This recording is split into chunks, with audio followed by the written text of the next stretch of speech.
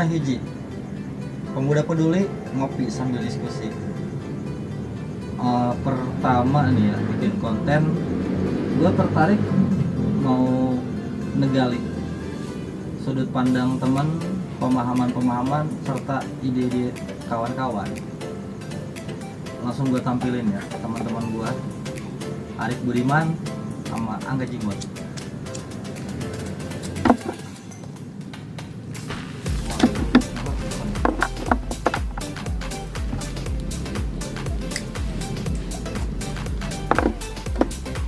Kenalin dulu bro, nama lu bro.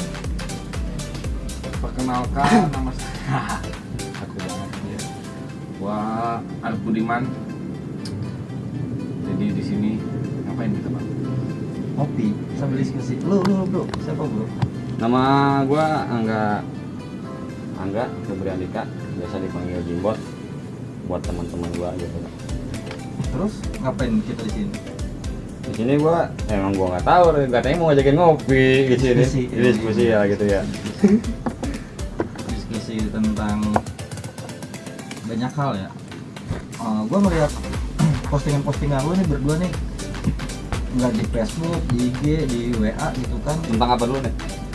Nah, gue makanya gue bingung gitu kegiatan lu Postingannya? berdua tuh gue bilang ada di mana-mana dan ngapa-ngapain aja gitu banyak. Makanya gue bilang gue tertarik ngundang itu ngegali informasi juga kali ya tepatnya. Selama ini lu ngapain aja sih? Mau siapa dulu nih? Mau lu deh bro. Lu apa sih kegiatannya sehari-hari itu? Yang kemarin gue liat sehari-hari lihat postingan lu tuh kan ada di bencana, dia juga gue lihat ada di gunung. Apa lu naik gunung akhirnya lu masih bencana apa gimana sih? ya, intinya sih kalau gua prinsipnya gini bang, kita ini kan hidup untuk berbuat bang. Nah apapun yang kita lakuin ya udah berbuat aja, gerak aja gitu. Tujuannya mau kemana ya kita balik lagi sebetulnya tujuan ini apa sih. Berbuat itu kan gue nggak ngerti nih, berbuat itu berbuat apa? Soalnya kemarin gue lihat postingan lu tuh lu ada di korban bencana banjir, lu bagi-bagi kayak apa sih bantuan pandemik apa sih itu lu berdua tuh? Ya itu mungkin di salah satu apa aktivitas kita untuk berbuat apa ya. Aduh gue bingung nih. Ya intinya sih kalau bicara sosmed yang kita posting itu mungkin yang mau kita berikan informasi orang lain bahwa yang kita posting itu harapan gue pribadi gitu kan bisa menjadikan sebuah apa namanya sesuatu yang positifnya sih gue syukur-syukur bisa diambil, yang negatifnya kalau sekiranya kurang bagus ya jangan gitu. Makanya kalau gue prinsip hidup ya berbuat aja, apapun itu ya berbuat gitu intinya. Nah kemarin itu yang kasus bencana itu ada di situ dan kegiatan rangka apa sih itu? Nah kalau yang bencana itu kan bagian dari rasa empati kita ya. Jadi ketika kita melihat orang dalam kesulitan, artinya kan kita harus punya empati di situ. Nah, empati gua ketika itu mungkin melihat saudara-saudara kita gitu kan, yang terkena bencana, ya otomatis sesama manusia, sesama makhluk hidup kita harus saling bantu dan tolong menolong bang. Gitu, jadi Yang baru-baru ini di mana itu bencana tadi kemarin? kemarin Pamijahan. Pamijahan ya? Titiknya sih kita kemarin ke Pamijahan sama Ciawi, sebetulnya banyak titik-titik yang lain juga, cuman karena keterbatasan kita juga terus melihat beberapa lokasi-lokasi yang lumayan jauh, artinya yang bisa kita lakukan ya yang sejangkau kita aja, yang kita jangkau. Oh biasa. Lu bro aktif di mana sih kegiatan? Gua bunglon sih gua. Oh. Iya. Kebetulan Arif juga sebenarnya ketua gua. Gua Di? sebagai di Jabar Bergerak. Oh Jabar ya. Bergerak. Kemarin itu aksi kegiatan Jabar Bergerak. Iya itu. Lu sebagai di situ posisinya? Itu posisi gua sekjen abal-abal kali gua. Iya. Soalnya kenapa gitu kan? Setiap ini mungkin saya hidup sendiri gitu kan. Gua enggak karena punya kesibukan lain gitu kan, karena gua enggak terlalu free gitu kan. Makanya gua pengen tahu gitu kan ketika Arik Wisono itu dampaknya separah apa ketika yang bulan Februari kan ada juga bencananya gitu kan. Iya, ada juga kan. Gua pengen juga tuh gua tahu gitu kan kejadian yang terparah Februari apa yang baru-baru kemarin September gitu kan. Gue pengen tahu di situ tuh.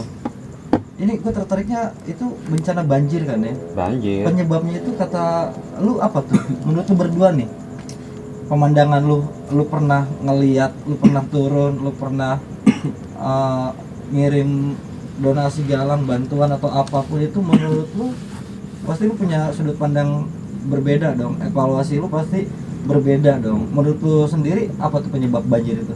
Kalau gua sih, menurut gua ya, pandangan gua gitu kan. Lu kan juga pecinta alam ya. Ya, karena hampir di sebuah lokasi, maksudnya kan banyak di Sukabumi itu dan daerah perbukitan itu digundulkan wilayahnya.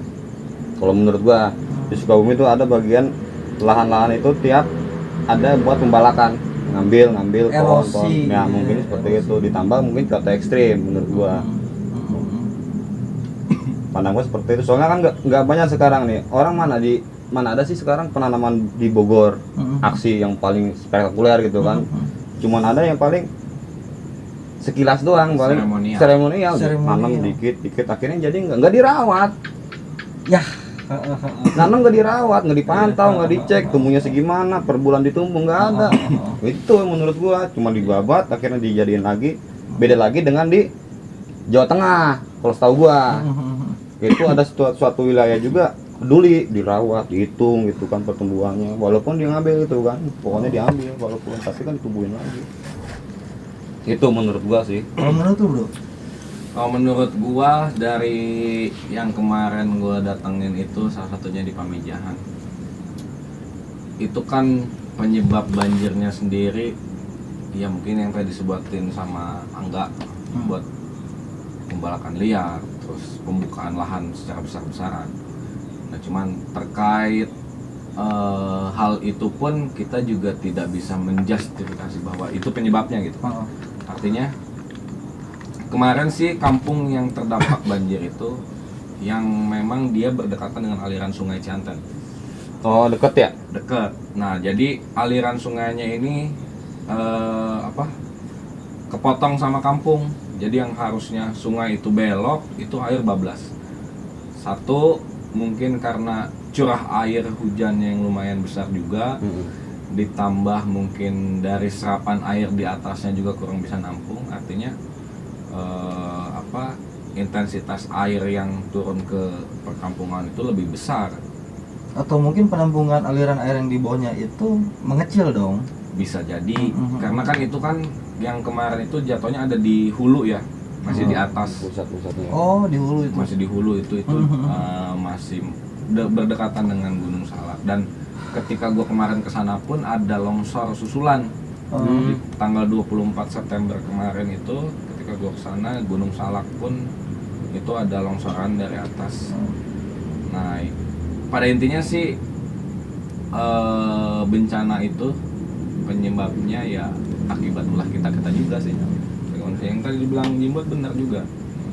Kayak penanaman gitu yang dibikin hanya sekedar seremonial dan keserakahan orang-orang gitu ya, memang sangat terlihat itu dampaknya dari kita untuk kita tuh yaitu ketika kita memberikan penanaman gitu yang baik ya pasti kan alam juga bakal ngasih feedback yang baik juga buat kita.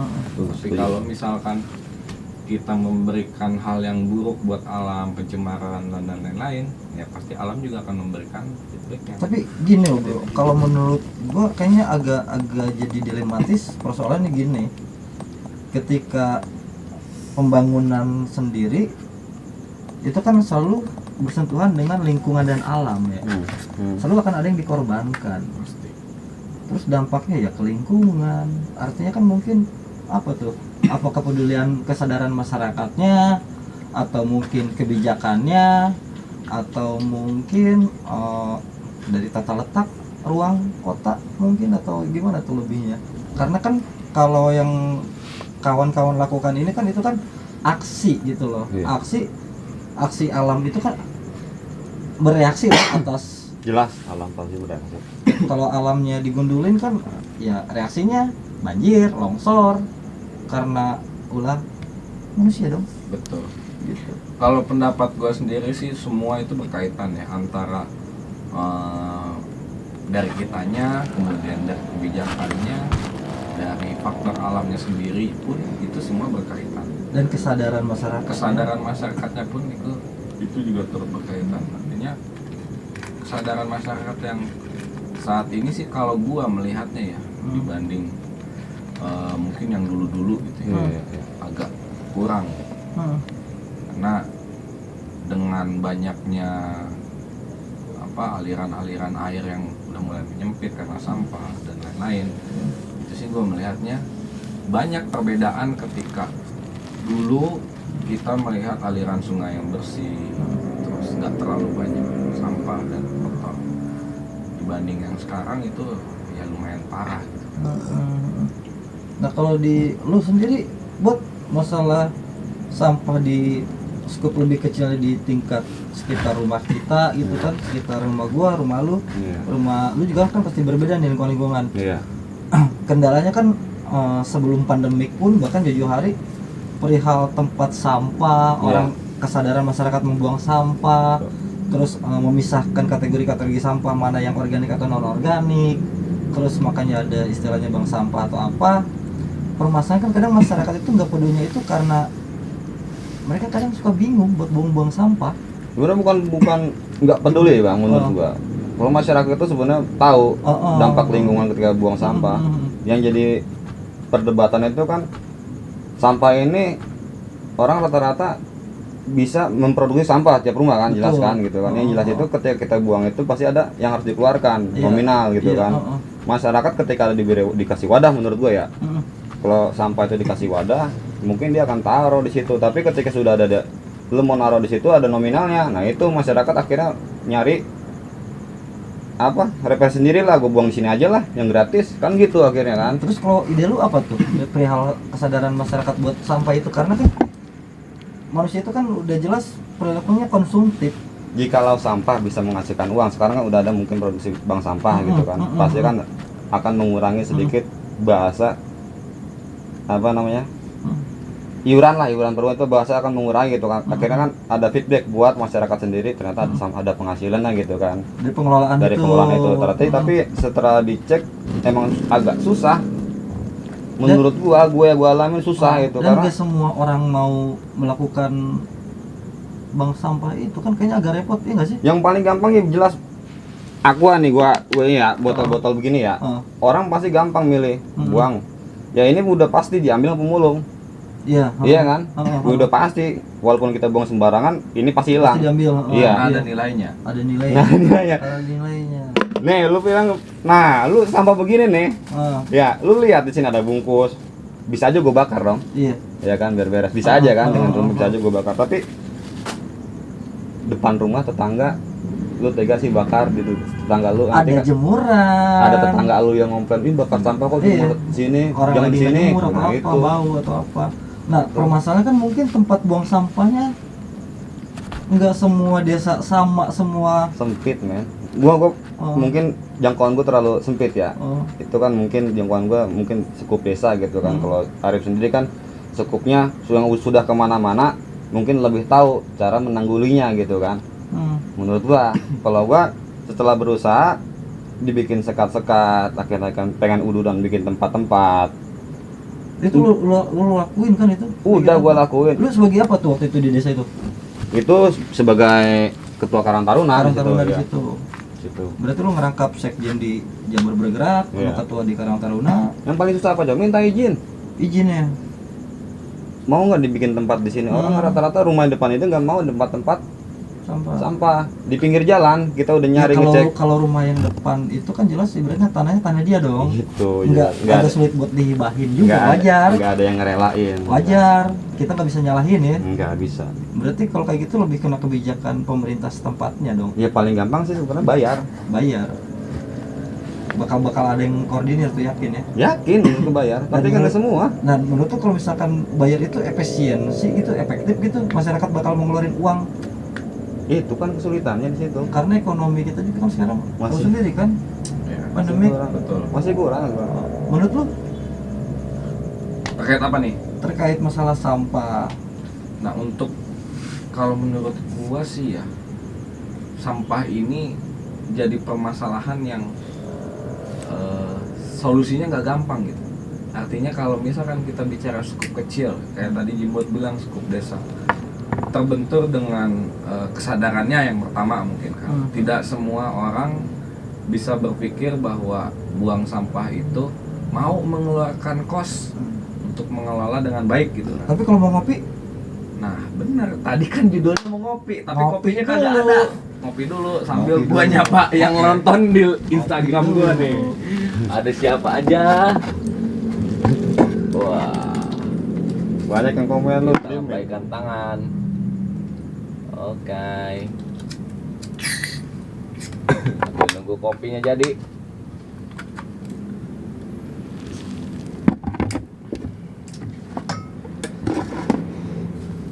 bro, lu bikin akun apa sih kemarin tuh lihat di YouTube itu rame loh itu. Akunnya Kentelis ya? Kentelistis. Kentelistis. Iya, kita Oh. bikin juga di sana.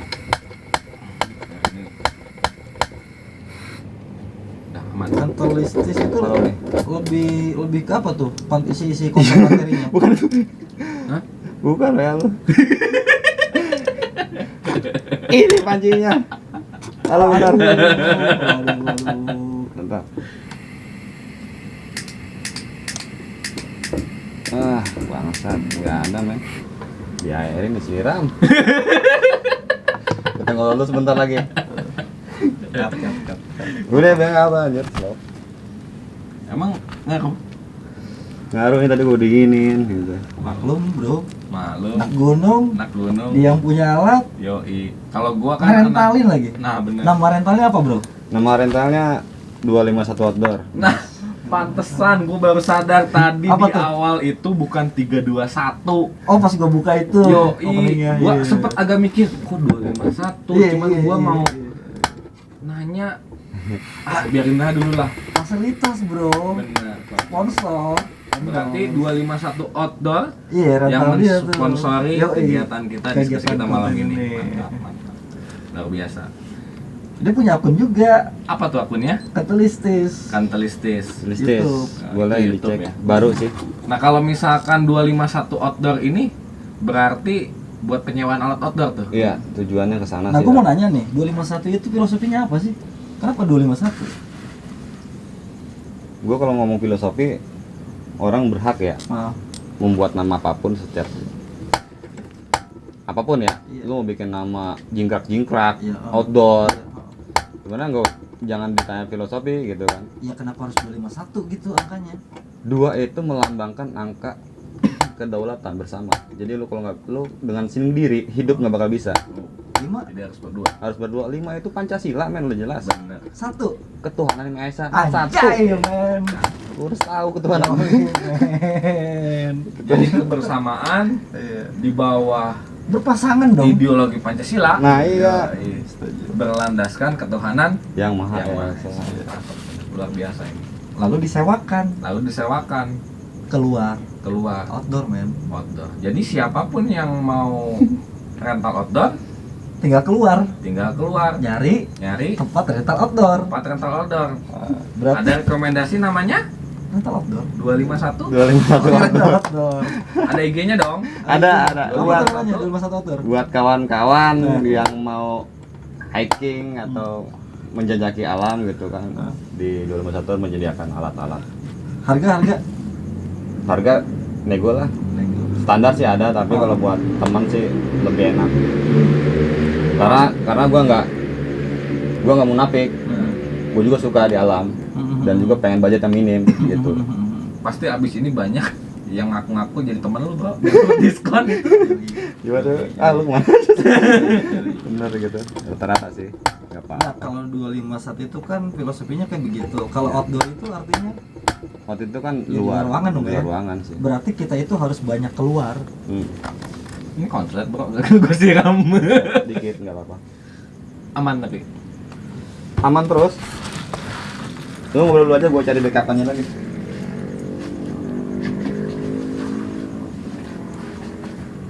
Gua dulu. Jangan kelamaan dulu masa dokternya. Iya. Kan kontennya beda. Yoi. Atau ini ke belum beres kok. Kelamaan ini mah jelekin 251 nya. Belum nyala-nyala. Ya, yang mau nyewa nih ini taruh gitu. Itu. Tapi kalau ini mah sampel. Heeh. Sampel doang kayaknya sih. Kayaknya itu juga. Pandemi ini sampai kapan bro menurut lu? Kalau bicara pandemi gue juga pusing bang. Ah, Iya, kita kan ini ada di sebuah negara nih bang.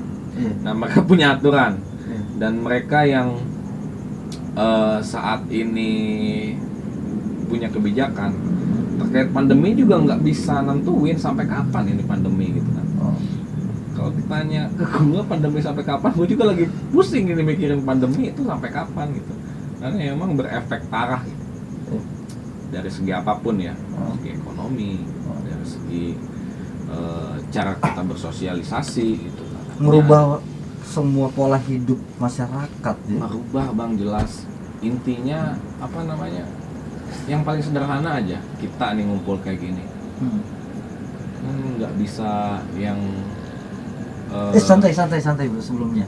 oke, Kita udah pada cuci hand sanitizer nih. saya jelas Kumpul-kumpul gitu. kumpul dan gua selalu bang tiap kemana-mana itu selalu bawa hand sanitizer. Yoi. Hand sanitizer gua.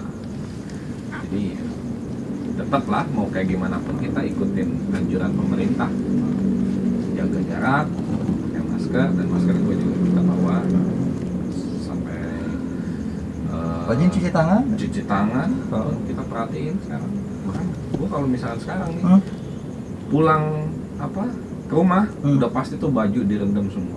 Karena ya memang kita kan nggak tahu yang namanya virus bang. Mau itu virus corona atau bukan, yang jelas kesehatan orang-orang di rumah kita sih orang yang paling kita sayangin kan. Nah ini menarik nih bro, bicara tentang pandemik sangat amat berdampak. Terus secara ekonomi pun udah jelas dong ya, nggak cuma kebiasaan hidup. Menurut lu nih sebagai kaum muda, bicara tentang ekonomi, apa sih yang lebih aman, usaha ini, kerja ini? Otomatis kan kitanya harus bisa menyesuaikan, Benar, karena kita nggak bisa ngelawan pandemik ini. betul. Apalagi kita bisa nentuin kapan-kapannya.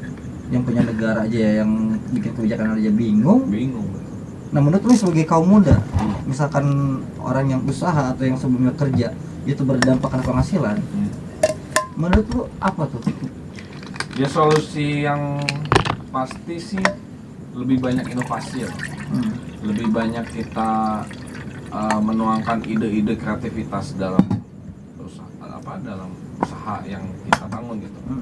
Yang tadinya mungkin kerja di pabrik, pastikan mereka terdampak. Sekarang kan banyaknya pengurangan, terus banyaknya orang-orang yang dirumahkan. Artinya kalaupun dia tidak di PHK tapi jam kerjanya mulai dibatasi, dikurangi dengan adanya WFH dan lain-lain. WFH juga itu berpengaruh bang. Misalkan dia yang tadinya harus berangkat ke kantor dapat uang transport dong. Iya. Nah, dengan adanya WFA diganti uang transport itu jadi uang pulsa. Uang pulsa itu juga belum tentu semuanya dapat karena itu tergantung kebijakan perusahaan itu sendiri. Nah, mungkin buat teman-teman, sebagian teman-teman gua yang kerja di kantor atau di pabrik gitu kan, yang dia harus dengan terpaksa mengurangi jam kerjanya dia sampai berpengaruh terhadap penghasilan dia, harus berinovasi mencari peluang usaha yang baru. Ya mungkin kayak Jimbot ini ya luar biasa sih kalau menurut gua.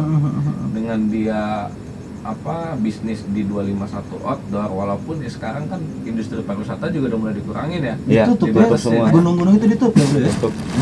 Buka tutup. Nah menurut lu itu misalkan orang yang kerja sebelumnya kerja gitu, nah menurut lu kalau yang buat usaha pedagang itu kan otomatis mereka juga harus bisa menyelesaikan lagi dong Betul. pola marketnya, pemasarannya. Betul. kayak sekarang untuk yang usaha retail atau penjualan itu kan yang tadinya dia biasa, kita ambil contoh deh, yang biasa jualan di sekolah diliburin, kantin dia sekolah bingung. itu Dia bingung gimana caranya untuk mempertahankan usahanya dan dia. kita nggak bisa ngandelin atau nyalahin, apalagi nyalahin pemerintah. Betul, nggak akan bisa. Makanya solusi yang paling sederhana adalah ya dia jualannya lebih ke online mungkin, atau dia jualannya mungkin secara corporate gitu, karena sekarang kan banyak yang WFH gitu kan, dia udah jualan ke corporate bisa melalui online. Sekarang online kan medsos banyak Bang, ada dari WhatsApp dan lain-lain, jejaring media sosial itu kan harus bisa kita manfaatin secara maksimal. Dan kalau menurut gua dampak dari COVID ini pun bisa jadi pembelajaran kita menuju industri 4.0. Betul. Yang tadinya kita biasa mungkin belanja ke pasar, sekarang kita cuma buka handphone, buka aplikasi, tinggal klik-klik, udah selesai.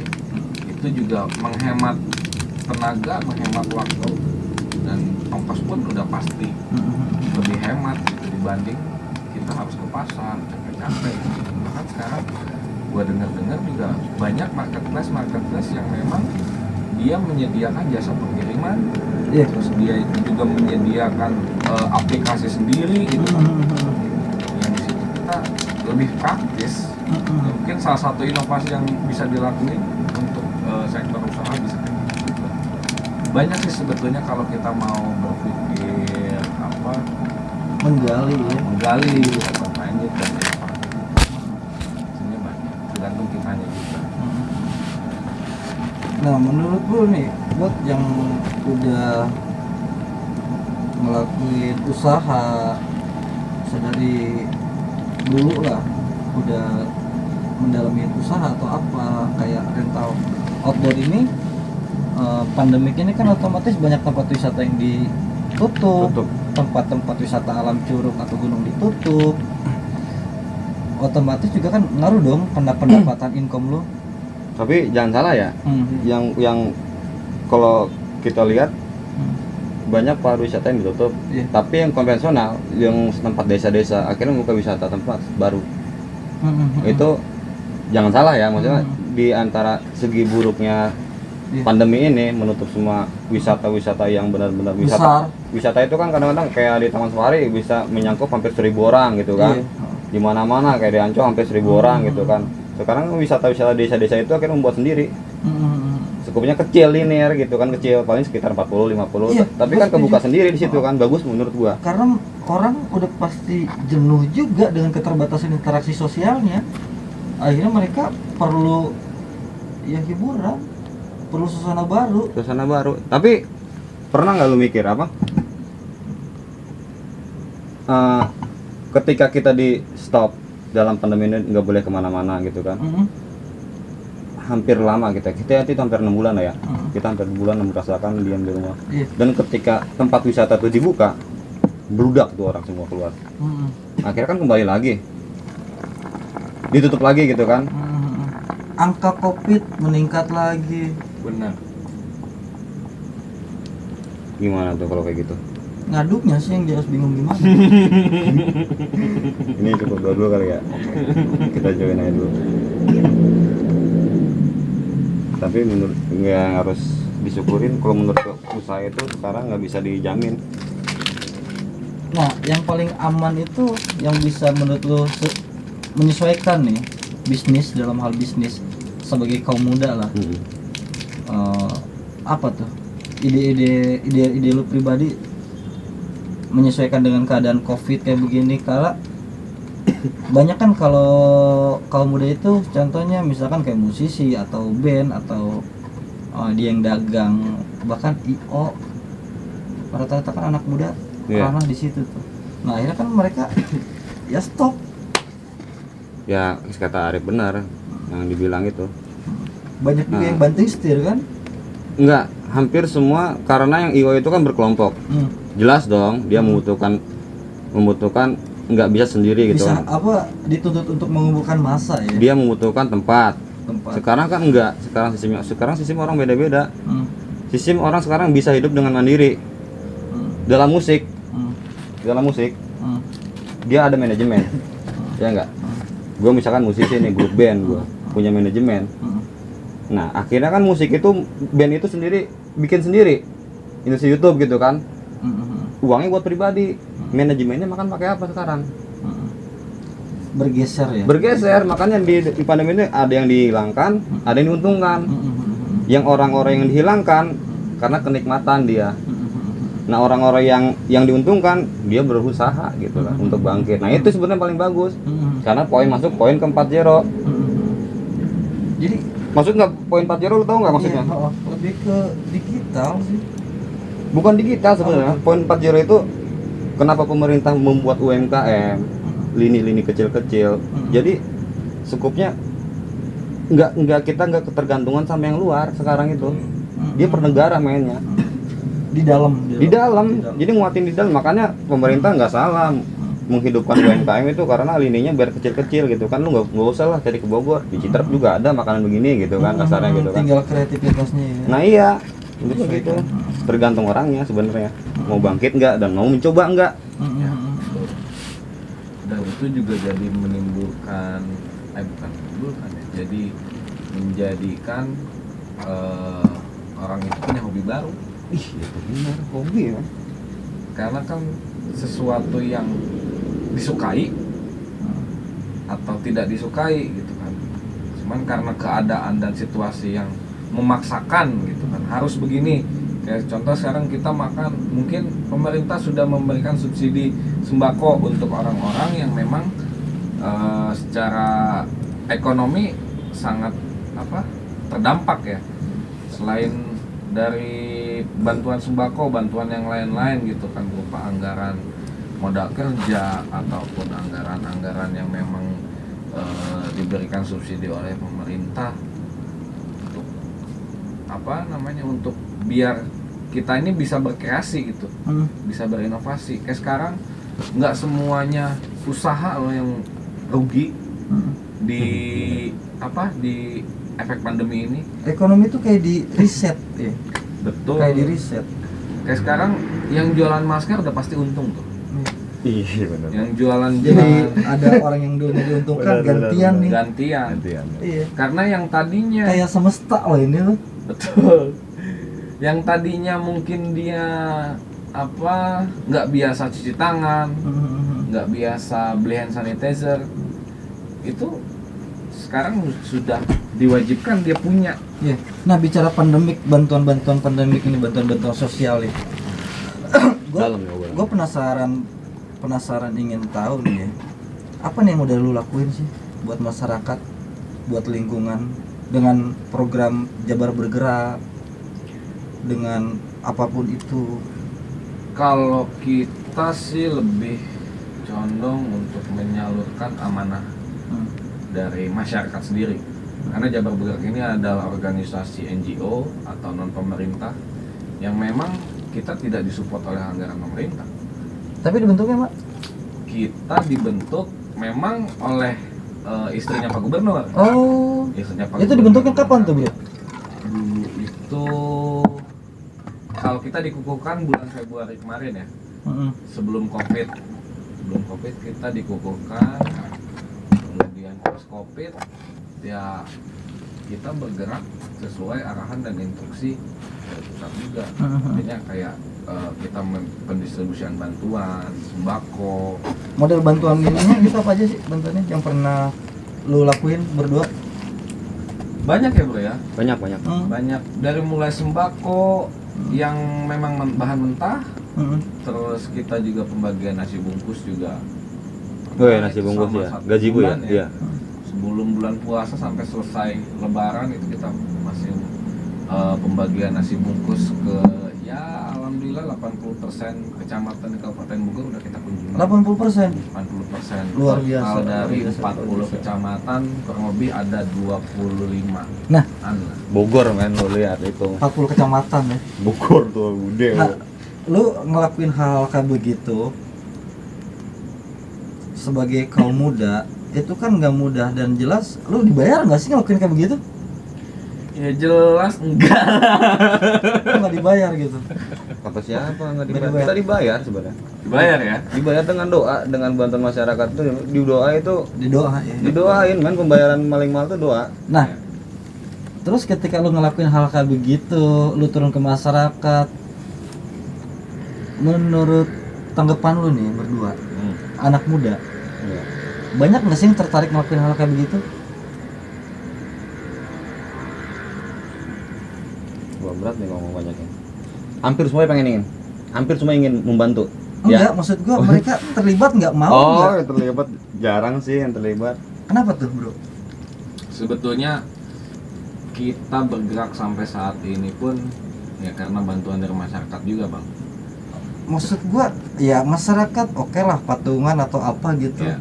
Maksud gua anak muda Main ya nggak? kayak lu gitu, lu berdua nggak dibayar, lu ngelakuin hal kayak begitu.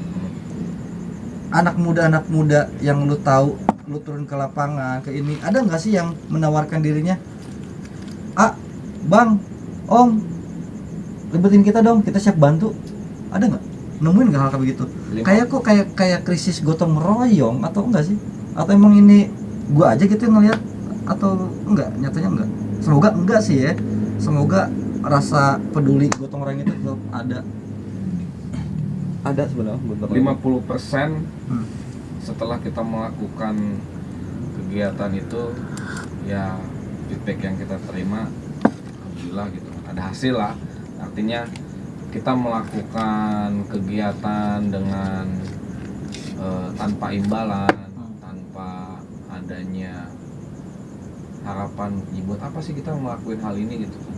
Yang terpenting kan kita ya itu tadi balik lagi ke obrolan awal gua, berbuat aja dulu.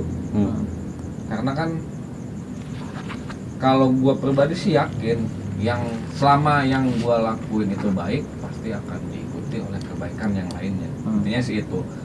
Bicara banyak yang ngikutin atau enggak, yaitu kita nggak bisa pastiin gitu kan. Karena hati dan isi kepala manusia kan nggak semuanya setting.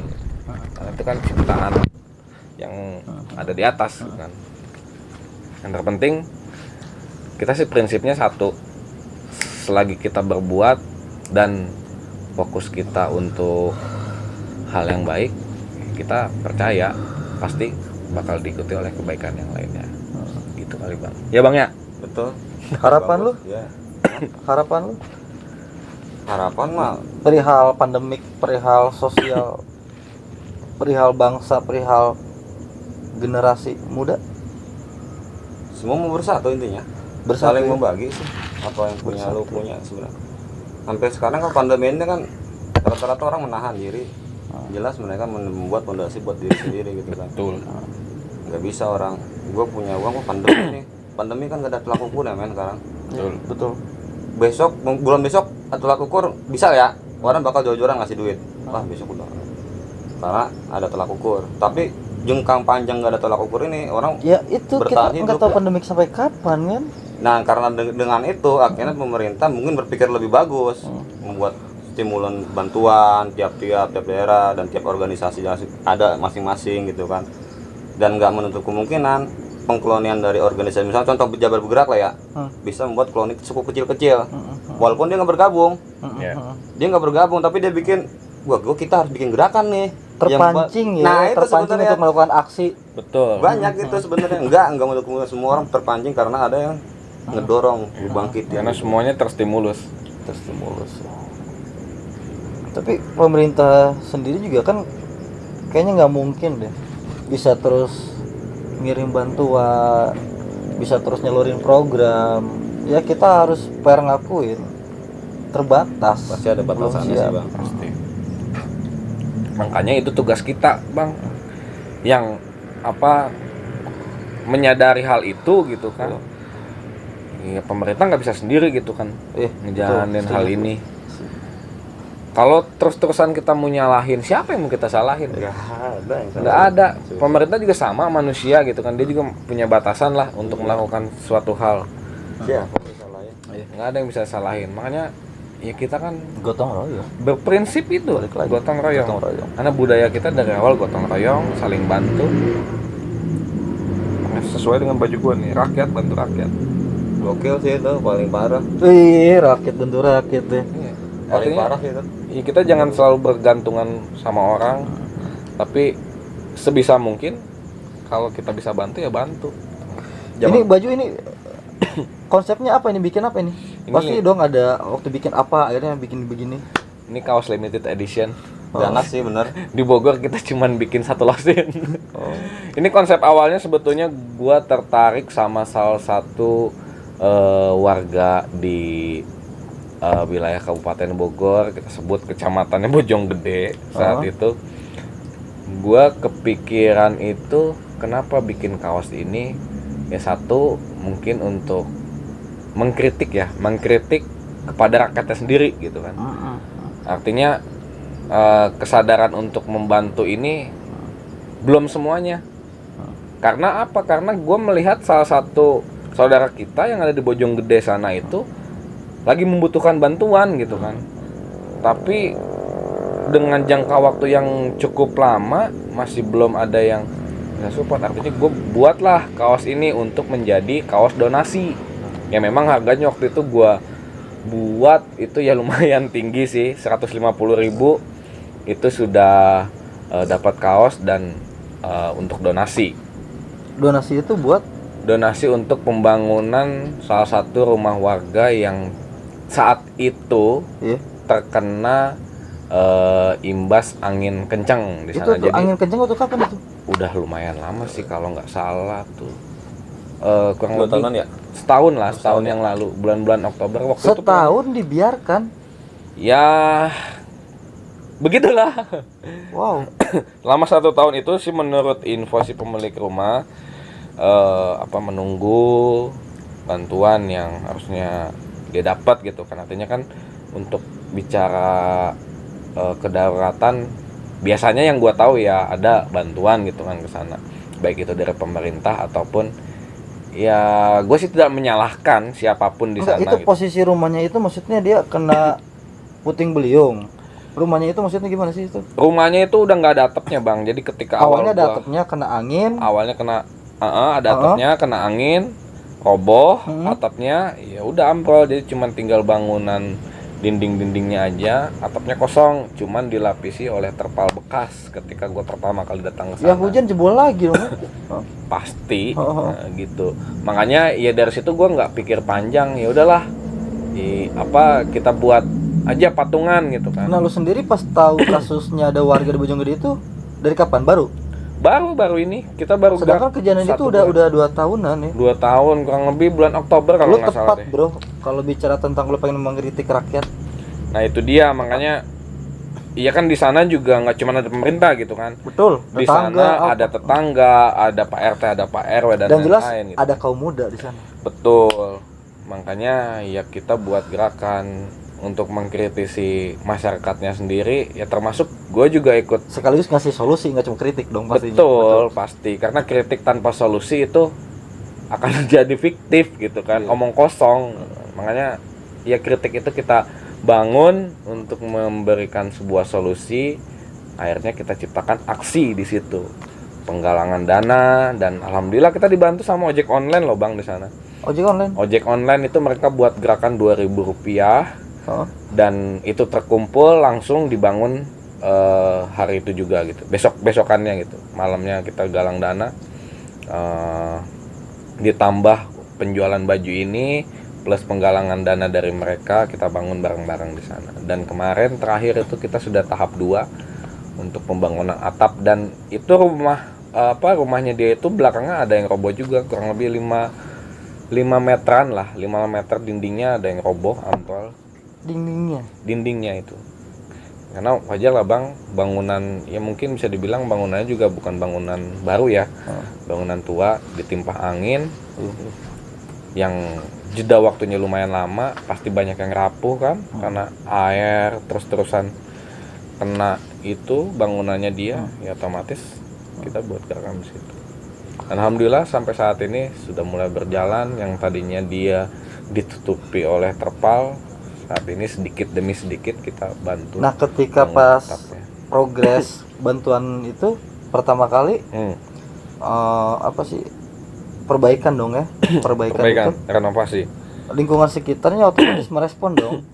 Awalnya sih kita belum terlalu direspon ya, karena kita buat gerakan taktis ya.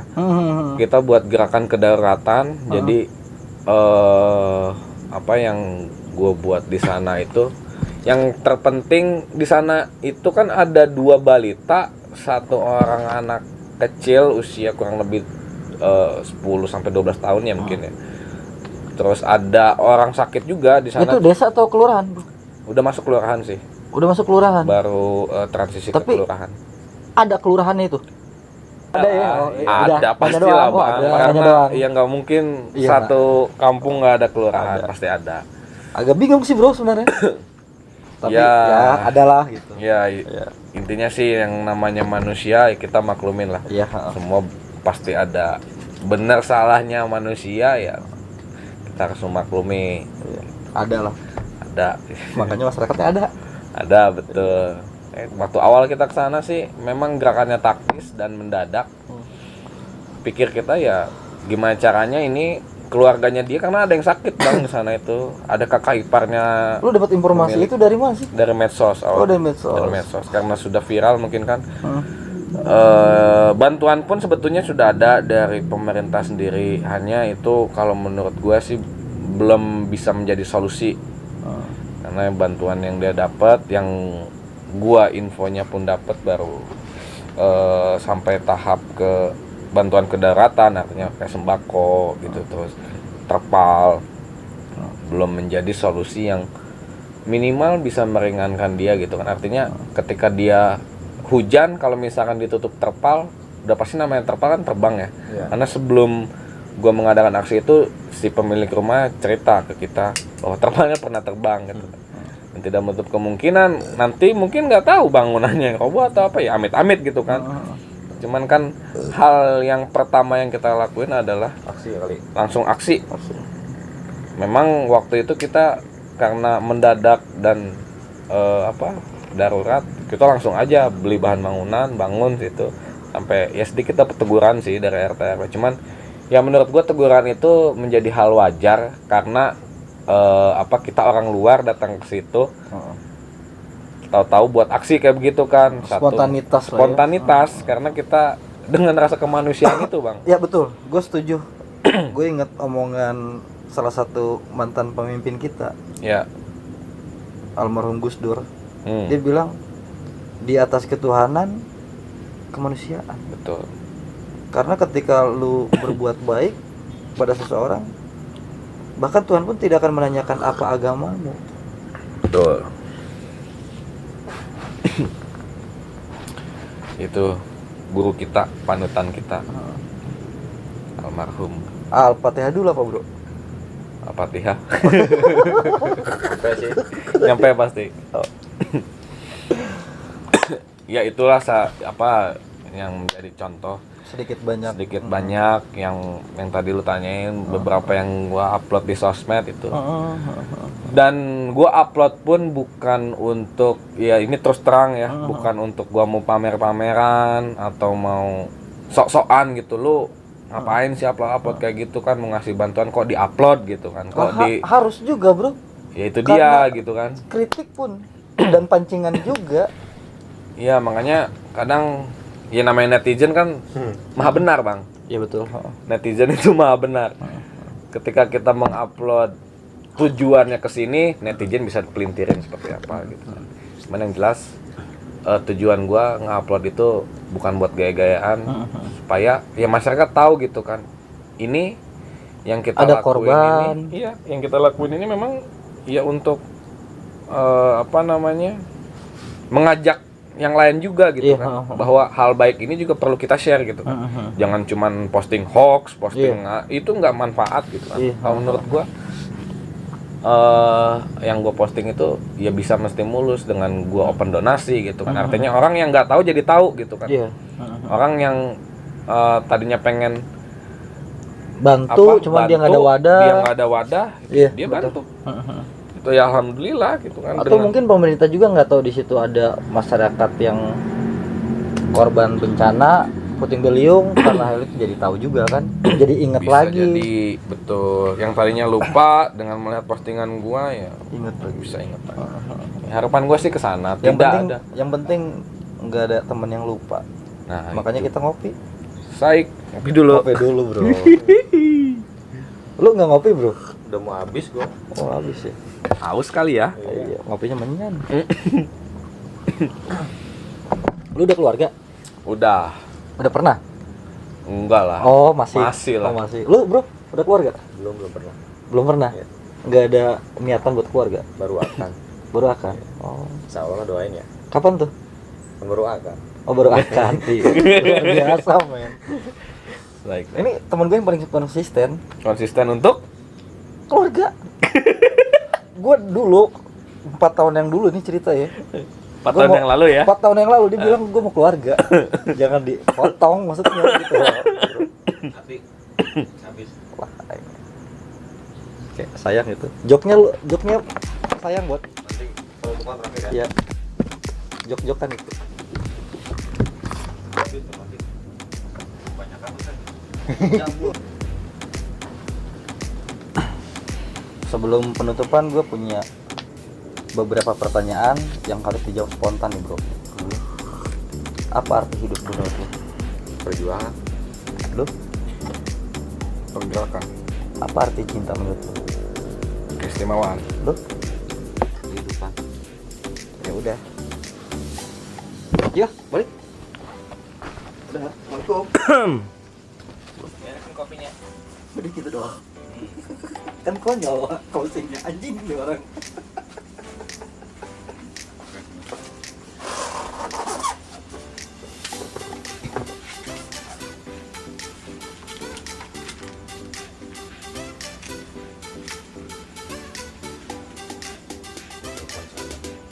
Kita makin ribut kan. Oh, makan anyar. Aduh, burik. Enggak kayak gitu. Belum tidur bang.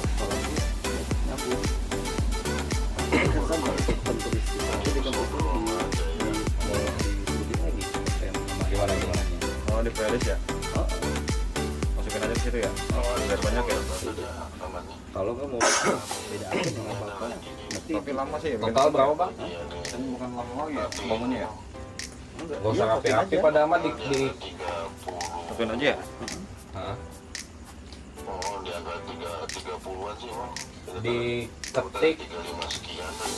diketik di WA aja bang, nggak apa-apa. Maksudnya biar apa namanya, takutnya ngerepotin harus ngetik rapi-rapi maksudnya. Cuma ini kan untuk gambaran ini karena kan